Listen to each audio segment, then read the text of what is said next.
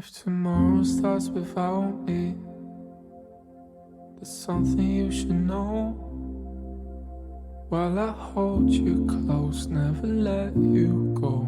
Hello and welcome to The Broken Pack, a podcast focused on giving adult survivors of sibling loss a platform to share their stories and to be heard, something that many sibling loss survivors state that they never have had. Sibling loss is misunderstood. The Broken Pack exists to change that and to support survivors. I'm your host, Dr. Angela Dean. Content warning. Information presented in this episode may be triggering to some people. It contains talk of suicide. I'm so excited to share this conversation, in which I spoke with Jen Hoye. Jen shares the story of losing her brother Teddy to suicide and how she's been making meaning from that loss and learning to live with her grief. She's a mental health advocate, a marathoner, and a writer. She's also currently serving on the board for the Massachusetts chapter of the American Foundation for Suicide Prevention. We discuss how beginning to walk for her own peace has culminated in running marathons to honor the memories of others, loved ones who have been lost for many reasons, primarily suicide. Enjoy the episode. Second guessing, 'cause you never know, you just never know. Thank you for joining us today. I was wondering what you want to tell our listeners about yourself. Thank you for having me. My name is Jen Hoye. I am a passionate mental health and suicide prevention advocate. I'm a board member of American Foundation for Suicide Prevention Massachusetts chapter, and I'm a suicide loss survivor. My brother Teddy died in May of 2017, and the experience of losing Teddy and working through the grief and the trauma has really set me on a path of purpose, and I feel like I carry him with me every day. Mm-hmm. That's beautiful. Is that how you got involved in the AFSP? Yeah, AFSP. Yeah. Thank you. It is. I was having a particularly rough kind of grief night well into the COVID pandemic. And I was out late at night scrolling through the internet, as we do at 2 a.m. And I saw this thing about a marathon in a month. And I thought, right now I'm walking about a marathon every couple of days. So this would be a really great way to honor my brother's memory. And you know what? Because I do a marathon every couple of days, why don't we commit to 300 miles? Because my brother, he would have walked 1,000,000 miles, even if it meant he could help alleviate someone's pain, even for a small moment. So I felt like that was the right choice to do. And once I got involved with AFSP, I really found a community of like-minded people and people in this horrible club that we're in, but who inspired me and brought me tremendous hope. Sounds like a good fit for you. Yeah. Before we talk about the loss and your grief and all of those things, what do you want us to know about Teddy? So my brother Teddy was born 4 months early in 1975. He weighed half a pound. He was a miracle. He had a twin who didn't live much longer after they were born. My brother and I, Teddy and I, were super close. We fought every single day, but I was always his protector. That was my job. That I took it very seriously. And even into adulthood, we were very close. We texted or talked multiple times a day, usually just silly stuff. Because one thing about my brother is he was a clown. He was a clown from when he was a little kid into adulthood. He helped my kids plan elaborate April Fool's jokes just to get me riled up.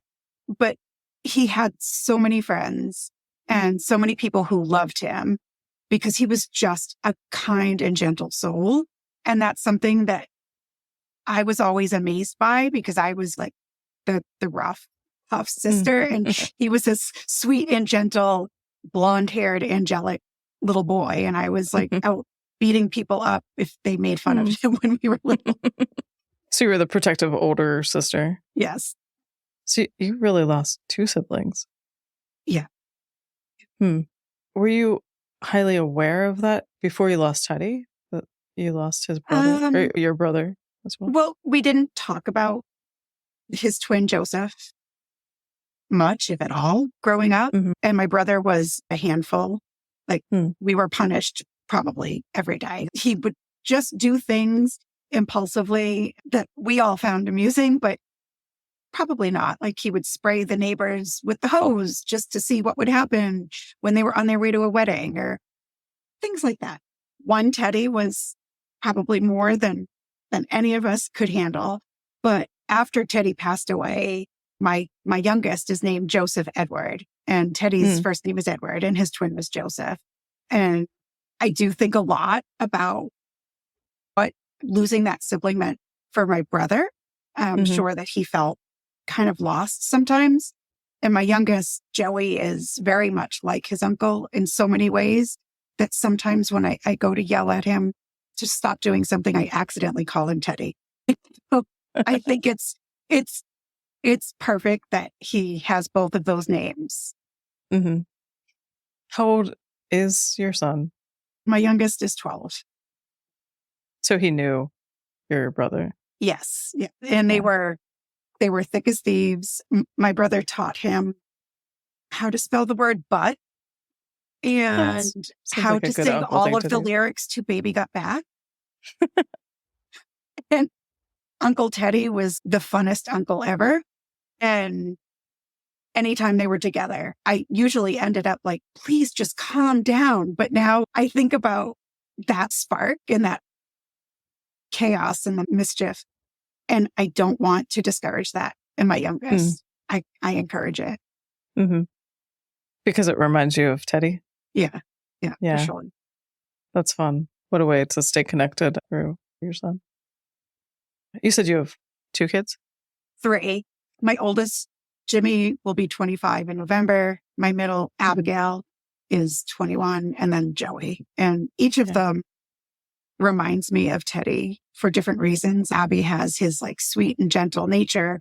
And Jimmy, we used to joke that Teddy could be in the CIA because getting information from him was like impossible. Mm-hmm. And Jimmy's a lot like that. We laugh because it's like, Uncle Teddy, could you just give us an answer? I don't need to know state secrets. I just want to know where you're going. Lovely. And you were about 2 years apart? A year and a half. Yep. Year and a half. Okay. Before we get into a little bit more, can you talk a little bit about your role with the volunteering that you do? The advocacy? Yeah. Advocacy. Yeah. No, it started just with that marathon in a month. And during that month, each day was dedicated to somebody lost to suicide. And I had also met with some of our local politicians and to talk about the work that I was doing. And I was invited to speak to the city council and asked Jessica Vanderstad, the executive director for the Massachusetts chapter of AFSP, to come with me to share a little bit about what the purpose and the mission of AFSP was. And that was the first day that I met Jessica. It was maybe almost 2 years ago, but I feel like that day really cemented what path I knew I wanted to take. Jessica and I walked together for about a mile after the city council meeting, and we talked and shared a lot. She offered me kind of some pathways to volunteering.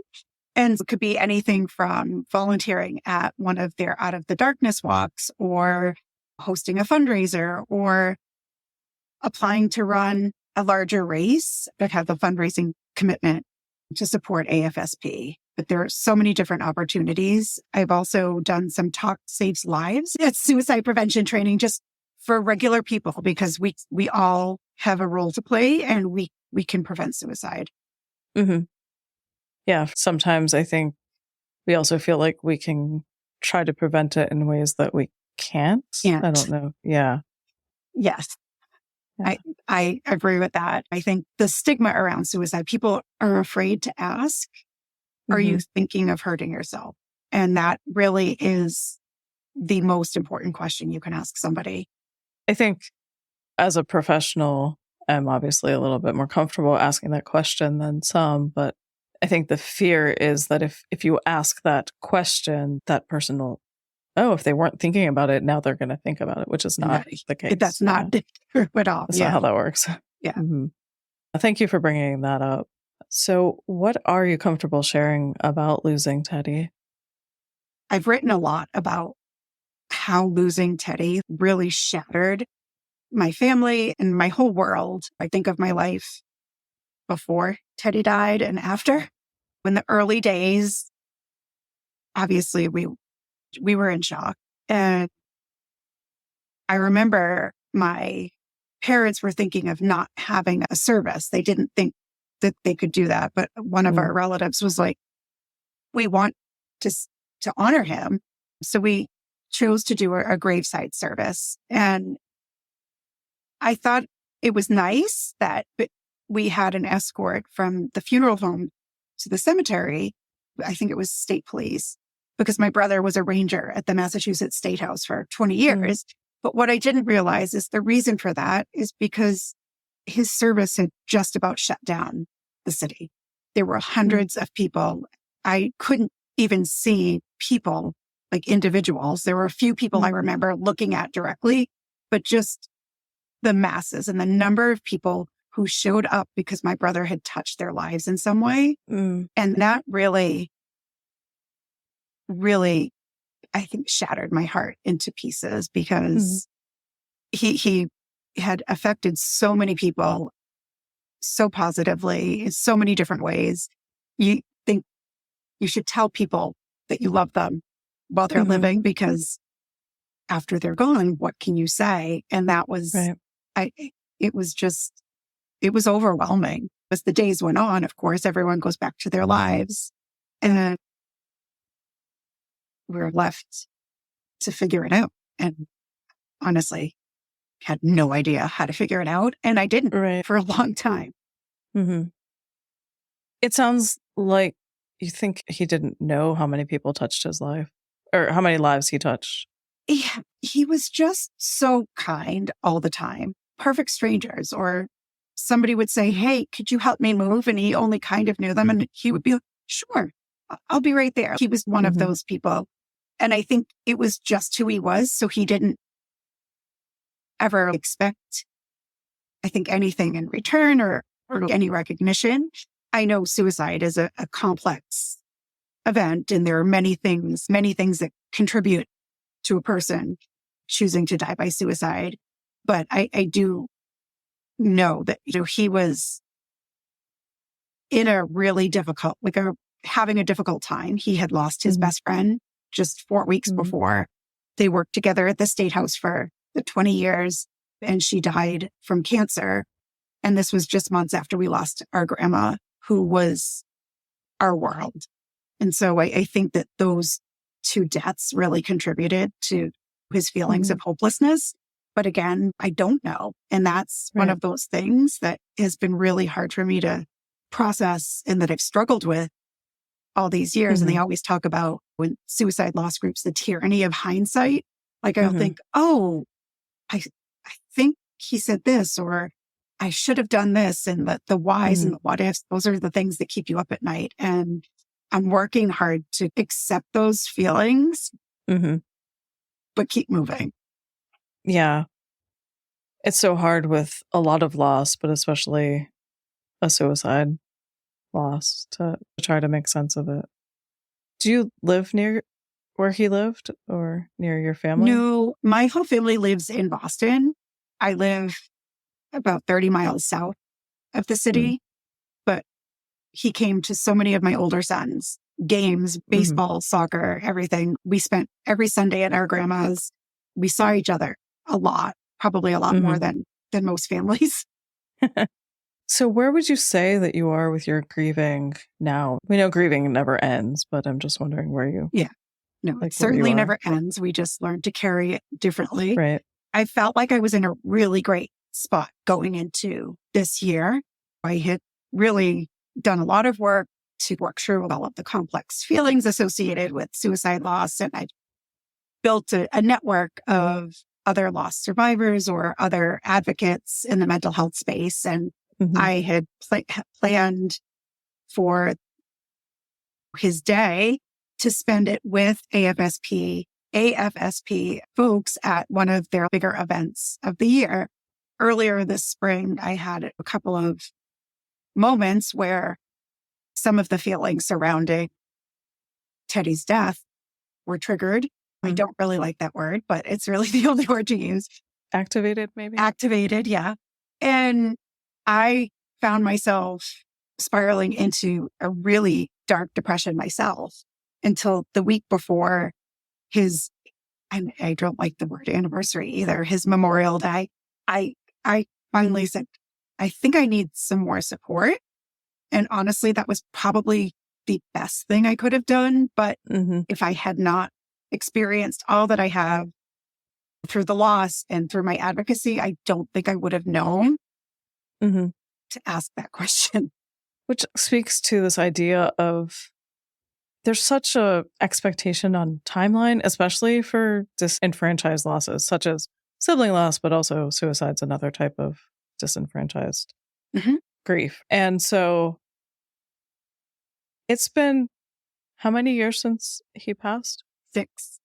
6, which in the grand scheme of things isn't that long. And I wonder if that feels different to you, if people have been like, why are you still grieving? Or what your experience has been. Yeah. So the first 3 years after Teddy died, I worked really hard to be strong, be the strong one, be strong for my parents, be strong for my family. And I essentially self-destructed. I went to work and I took care of my family, but I wasn't living. I had severe insomnia because I refused to sleep at night, and I was feeding my emotions. I gained almost 100 pounds. I was unhealthy mentally and physically. And so I know that, and people were like, why aren't you over it? I'm not going to be over it. But until I actually, I think, said to myself, I'm not going to be over it, that I wasn't able to process a lot of those feelings. And so I think milestones and anniversaries and birthdays will always be difficult. But then there could be a day where you hear a song and it reminds you of your loved one, and you just start crying in the middle of a supermarket. It's always the supermarket. It's not always, but yeah, like I feel like I carry it differently now. And I feel I have found some purpose out of this horrible tragedy. But sometimes it still gets heavy. And there are moments in my kids' lives that I wish Uncle Teddy was here to see. Or I think about, as our parents are getting older, we were meant to care for them in their old age. And even when I remember things, I'm now like the memory keeper. Yeah. And he was always there to say, that did happen. That happened. And someone was, no, that didn't happen. Yes, it happened. But now I don't have. So it's hard because you think, is my history still my history? Yeah. I've heard that from a lot of people. I've experienced that myself, including when my mother tells me something didn't happen. And I want my brother to validate that it happened. So I get it. What would you tell yourself from either 3 or 6 years ago? Oh God, don't be strong. There's no reason. There's nothing to gain from being strong. Feel what you're feeling. Let it go through you and let yourself experience it. Feeling sad and experiencing grief doesn't make you weak. Living through it makes you strong. So it sounds like you're almost redefining your perception of what strength was back then, from this societal idea that we don't cry, we don't deal with emotions, into what actually vulnerability creates in strength. Yeah. And that's one of the reasons I'm so open on my social media posts, because I feel like, I think if my brother had been able to read things like that, he would have been, okay, I can ask for help, or it's okay to feel this. It doesn't make me weak, or it doesn't make me wrong. It's just part of being a person. Did you want to talk about the walking and the marathons and what that is? when my brother was alive, he was the most prepared person on earth. He packed for his July camping trip in March, usually. Like it was, his bag was packed and ready to go. When I would think about the COVID pandemic, I would think of all of the people to live through this. He's not here because he would have been prepared. He would have told me what to do and he would have kept us all laughing through the whole thing. I was a remote worker, so I was used to being home alone with just my dogs, and suddenly everybody's home. And I have all of this unresolved grief and trauma, and I just want to be alone. So, 100 pounds overweight without sleeping more than an hour a night, I decide I'm going to go for a walk. Took my dog Penelope, and I made it to the end of our street, which is not even like a 10th of a mile. And I had to take a break. But I thought, I'm going to try this again. And when I went out, in my mind, I would be talking to my brother, like, how could you do this? I am stuck here in this pandemic without you. I need you. And I would just talk to him. And initially I was so angry all the time, all the time. But eventually I was a little kinder to him in my mind. And I would hear songs that reminded me of our free range childhood and memories that made me happy. And each day I went a little bit further. And as I walked further and further, I realized I'm actually feeling a little bit more calm. That baseline anxiety and depression was lessening, and I felt better able to function. And so we were scheduled to do a walk in September of 2020, but everything was canceled. So I decided I would do the virtual walk, but I wanted to do something to honor my brother. And so I started doing these healing miles, remembrance walks. And so the first 5K of every day that September, I dedicated to a different person. I met all of these people on social media, but within those first few days, my inbox was filled. And I realized I could walk every day for the rest of my life and not even impact a fraction of people. And so I decided to keep going. But for my own mental wellness, I had to step back from doing every day and doing as they came up, and rather than filling every day, because that's a lot to carry. And so after the marathon in the month, when I did the walk 300 miles, AFSP had sent out an invite to apply for the Boston Marathon. And I thought, why not? We're from Boston. Teddy loved the marathon. Teddy loved everything about the city of Boston. The only problem was I hadn't run since 1990 in high school, and we were the worst cross-country team ever. Our coach was a nun. She was amazing, but she would run behind us to make sure we didn't ditch the course. So I was not a good runner ever. So I applied and I got accepted, and my whole family was like, hey, I don't think you can do this. What do you mean? And my Joey was like, you're going to win. I was not going to win, but I'm going to finish. So that's how I got started with running. And my first Boston Marathon was the October of 2021. It was the first time it had been run in October. And I remember I was at a mile 24 and I was thinking, I don't think I can finish. I think they're right. I can't finish. And I saw somebody I knew from high school in the crowd, and she was like, what are you doing here? And I said, I'm running. And then I kind of in my head, I was like, that's pretty funny that I would see her after all of these years. And I felt like it was my brother being like, you can do this.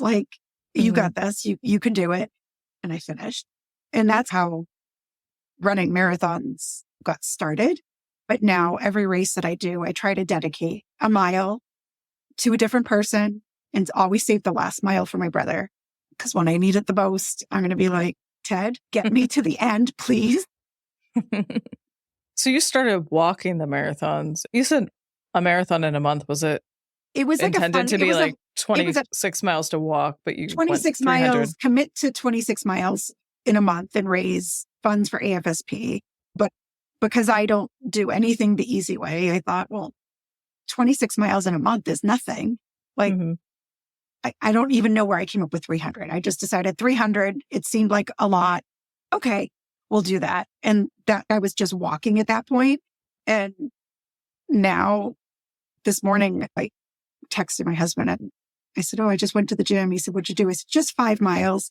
And he said, just 5 miles. Most people can't run 5 miles. And I was like, I'm not fast.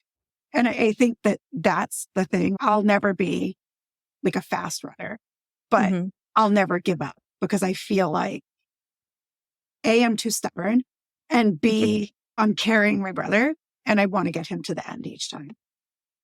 So it sounds like you shifted, it's almost metaphorical, like carrying the weight of the grief into this healthy, like shedding that and being able to carry him and the connection with you. Yes. Yeah. And just 5 miles, I can't run. I'm not a runner. You keep qualifying all of these things you did with like just or in other ways. It's hard for you. I know. And I know I shouldn't do that. Like I run, so I'm a runner. But in my head, I'm still that high school student with the nun following behind me, threatening to tell my mother if I didn't finish the course because I was so slow. After I finished my run, I always like share whatever. And one of my husband's aunts commented, you're always smiling at the end of a run. And I feel like I usually am smiling like the very end of the run because I'm just so excited that I was able to do it and prove to myself that I could do something that's really hard. And so either when I'm running, I either have a horrible scowl or a maniacal smile. There's no in between. So are you doing fundraising during these runs? Is that yes, the Boston Marathon in 2021 and 2022, I fundraised for the Massachusetts chapter. I did the Los Angeles Marathon charity half, like the half marathon, and raised funds for the Los Angeles chapter. This past fall, did the same for Chicago Marathon. And next weekend, we're going to Minnesota. My husband and I are both running. We raised money for the Minnesota chapter. So my hope is to represent AFSP or raise funds for every chapter in the country at some point in my lifetime. Well, if you make it to the Pittsburgh Marathon, let me know. We can connect. That's I won't run. On my list. I'll watch you. I will watch you. I'm not a runner, but apparently it's hard because nothing here is flat. Yeah. Well, thank you for sharing that information. You have a great social media. At least I follow you on Instagram. Are you anywhere else? Yeah, I'm on Facebook as well. And all of my posts related to mental health and advocacy, they're all public. Do you want to talk more about that? Sure. So I'm a writer by profession. That's what I've done for years and years. And so it's easier for me to express myself in writing. And I found that sharing a lot of the feelings that I was experiencing really helped me make connections with other people. I would receive messages that said, thank you for sharing that. I needed to hear that today. And so that's how that started. And then with Healing Miles, I always share about the person that I'm remembering, a little bit about what their family loves most about the person and things like that. And then with the walks and the runs, all of these things I share daily. And I try to share some resources, or if I'm experiencing something, like sharing how I'm feeling so that other people know that they're not alone. And I always try to share the suicide crisis 988 number for talk and text and things like that. And I think a lot of times it's a lot to keep up with, but I feel like it's an important piece of reaching other people and letting people know that it's okay to not be okay. For sure. And I think there's such shame and stigma around suicide thoughts. It feels to me like it's opened up that space for people to be able to talk about it.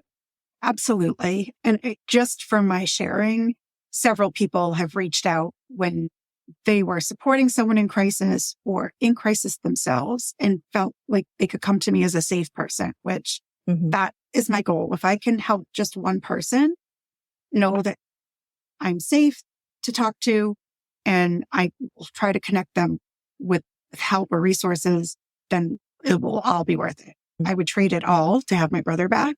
Right. But I feel like this is important. Yeah. I've said that too. As much as what I love I'm doing here, I would give it all up if I could have my brother back. Sorry.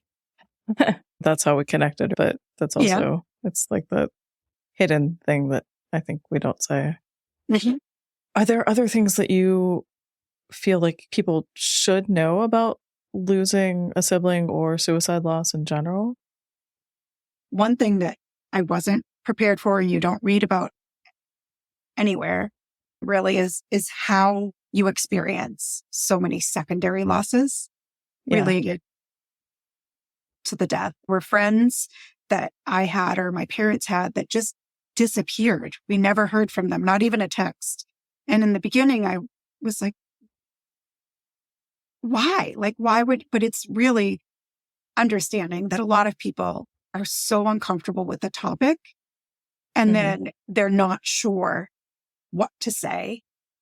And so they say nothing. And then over time that kind of grows and they just disappear. And it's not about you. It's about how they feel about the topic. And so I think for people who know others who have lost someone to suicide, you don't have to know the right thing to say. Just be there. Probably one of the most helpful things that happened in the first weeks after my brother died was my best friend just drove down an hour from her house to bring me a cup of coffee. And we just sat on the couch. I don't even think we talked. Just being there is important. And you don't have to know the right thing to say because there is nothing that can be said. And then the sibling, losing a sibling, it's supposed to be our longest relationship is your sibling.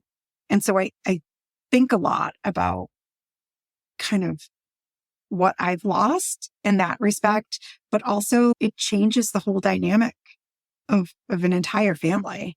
And so relearning all of your roles in the family it's a process and it's not going to be the same, but it's important that you find your path.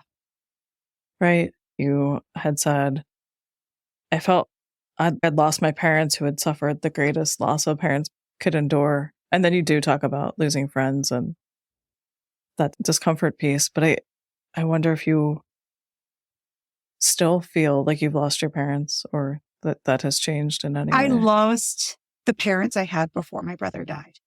They're irreparably changed. I can't even imagine how a parent could recover from that. But our relationship has gotten stronger over the last several years. In part, I think because of the work that I'm doing.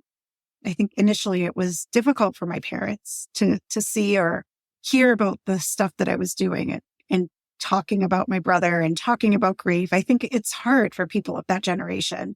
Over time, I think it has helped all of us as a family.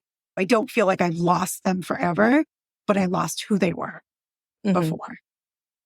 It sounds like you're normalizing grief, but also normalize talking about suicide loss within your own family. And that's so key.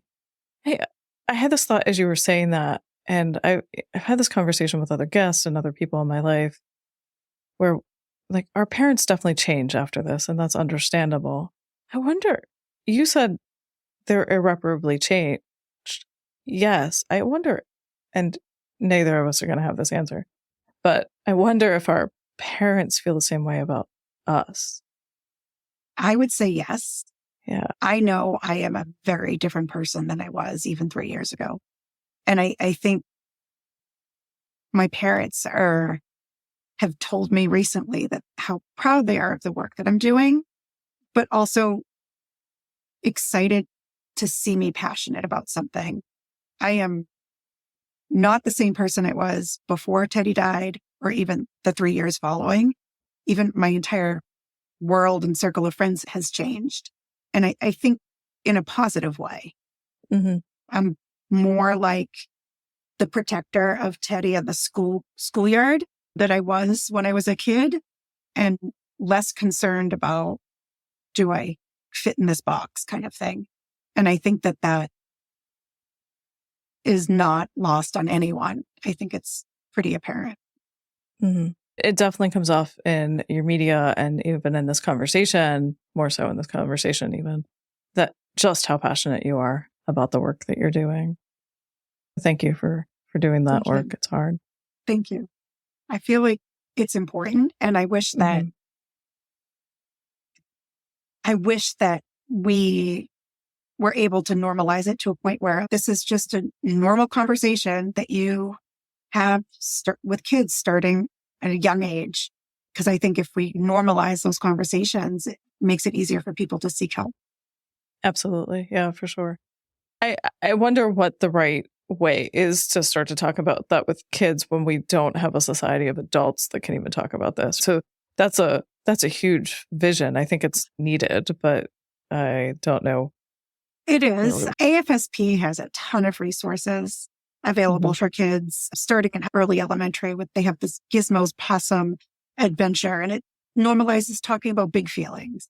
One thing that I always did with my youngest, because he was only 6 when we lost Teddy, I just started asking him open questions. Tell me everything that's in your brain. And he could tell me something about Minecraft or Lego, but then he might say, I'm nervous to go to sleep because when I went to sleep last time, Uncle Teddy died.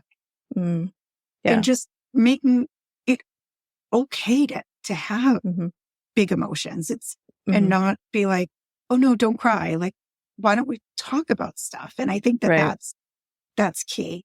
A lot of, as a parent, like you want to fix everything for your kids. And I think not jumping to do that has been hard for me, but it has fostered like open communication. Yeah.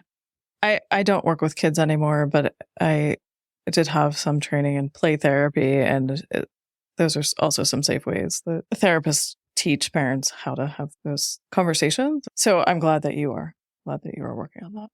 So with your parents, it sounds like you're closer now. Yeah. Are there other people that surprised you? I know you mentioned friends, but are there other people or professionals that surprised you in their support or lack of support? Yes. Some of the people that I've met on this Healing Miles journey, I count now among my closest friends. And the same with these Team AFSP races, the connections that I've made through those races and the teammates I've run with. I don't want to call them my family, but they are like my family now. Some of these people I've never met in real life. And yet I feel closer to them than I do people I've known for many years. That said, I do have several friends who stuck by me, never left my side. And they always know to ask, how are you doing today? My best friend, we were 13 when we met. And so essentially she grew up with my brother as well. She has been my rock. We've been through so much together in our lifetime. She has supported me through all of it. And when I was applying to run for the first marathon, she was like, yes, you do this. You've got this. You can do this. And in my second marathon, I slowed down at mile 20. I had hurt my back and I had my phone on Do Not Disturb, but she's one of the people whose messages still come through. And she sent me a message in all caps. Like, I know you're hurting. Get moving. You've got this. Like, she's just, I feel like everyone needs like one of her in their lifetime to be their biggest cheerleader. And like I said, my circle of friends has changed dramatically in the best possible way. I'm surrounding myself now, I think, with people who inspire me to be better and to do better and who understand all of this. We have a shared experience that we can support one another and just send a random text like, hey, thinking of you. And it's really been just wonderful. Yeah, that makes sense. Thank you. Do you have any favorite memories of you and Teddy that you want to share? So many. As many as you want. We had a pretty free range childhood, like most kids in the 70s and 80s. We were just like street urchins. And we lived in this neighborhood with tons of kids. And you just went outside and that was your life. Like, you were outside. You couldn't come inside for any reason. Even if somebody was bleeding, it didn't matter. And we did everything together. We fought when I say we fought all the time, like there was a period of time where our parents were like, okay, you cannot step foot in each other's rooms, because we would just go in and just do stuff to annoy one another.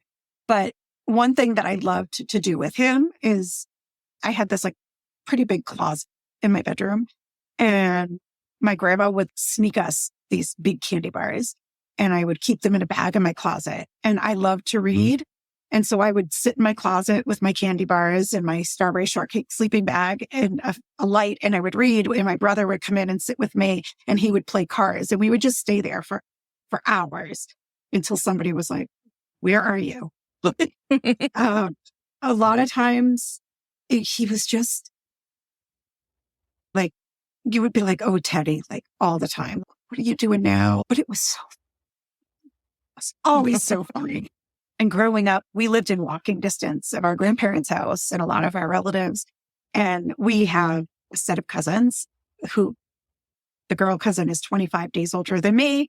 And the boy is close in age to my brother. And the four of us were raised like siblings. And we spent a lot of time at my grandparents' house with my cousins. And some of our best memories are just us I don't remember what we did leading up to it, but we always got in trouble for something. And if one of us got punished, all four of us got punished. And each of us had a different spot in my grandma's house where you had to have your like timeout. But my brother had to be in a spot where he couldn't see anybody because he would just make everybody laugh. Sounds like a really good brother. He was. And that you were really close. Yeah. Yeah. Thank you for sharing all of this and this conversation. I'm so glad that we finally connected. Thank you. You're welcome. Thanks for being on. Thank you so much for listening. Our theme song was written by Joe Millwood and Brian Dean and was performed by Joe Millwood. If you would like more information on The Broken Pack, go to our website, thebrokenpack.com. Be sure to sign up for our newsletter, Wild Grief, to learn about opportunities and receive exclusive information and grieving tips for subscribers. Information on that, our social media, and on our guests can be found in the show notes wherever you get your podcasts. Please like, follow, subscribe, and share. Thanks again. You're second guessing, or you never know, you just never know.